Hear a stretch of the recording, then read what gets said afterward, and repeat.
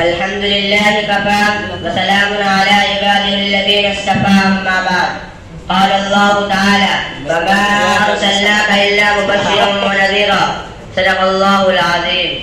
نام محمد سے دل کو سرور ملتا ہے، نام محمد سے دل کو سرور ملتا ہے، واسطہ محمد سے دے کر جو بھی مانگو ضرور ملتا ہے.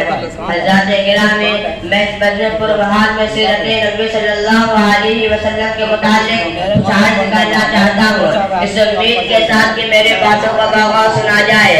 جب اسلام فاران کی چوٹی سے پھیلنا شروع ہوا تو آپ صلی اللہ علیہ وسلم اپنے روشنی سے دنیا والوں کو منور کرنے لگے. تو راستے پر کانٹے بچھا کر، پتھروں سے دبا کر، تب تو اس زمین پر سولا کر، آگ کے انگاروں پر لٹا کر، پھانسی کے پھندوں پر چڑھا کر، گھر بار اجاڑ کر پیارے رسول صلی اللہ علیہ وسلم کی آواز کو دبانے کی کوشش کرنے لگے، اور حق کی آواز روز بروز بڑھتی ہی جا رہی تھی.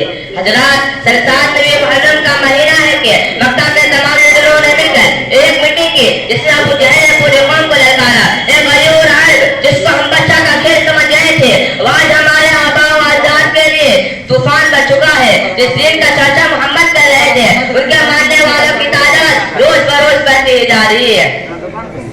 اے غیور عرب، جس کو ہم بچہ کا کھیل سمجھ رہے تھے، وہ آج ہمارے آبا و اجداد کے لیے طوفان بن چکا ہے. جس دین کا چرچا محمد کر رہے تھے، ان کے ماننے والوں کی تعداد روز بروز بڑھتی ہی جا رہی ہے. جس دن کا چرچا محمد کر رہے تھے، ان کے ماننے والوں کی تعداد روز بروز بڑھتی ہی جا رہی ہے. ہمارے خداؤں کی توہین کی جا رہی ہے، ٹھٹلایا اور ٹھکرایا جا رہا ہے. اس لیے اے رکے بہادرو، اب پوری طاقت سے آگے بڑھو، ورنہ وہ دن دور ہے، مکہ سے ضرور خار ہو کر نکلنا پڑے گا. ابو جہل کی تقدیر نے پورے قوم کو گرما دیا. طرح طرح کی تدبیریں پیش کی گئی. بڑی دیر کے بعد تدبیر پاس ہوئی کہ محمد اور ان کے ماننے والوں کو بالکل بائیکاٹ کر دیا جائے. اس سے خرید و فروخت، سلام و کلام، لین دین بالکل بند کر دیا جائے.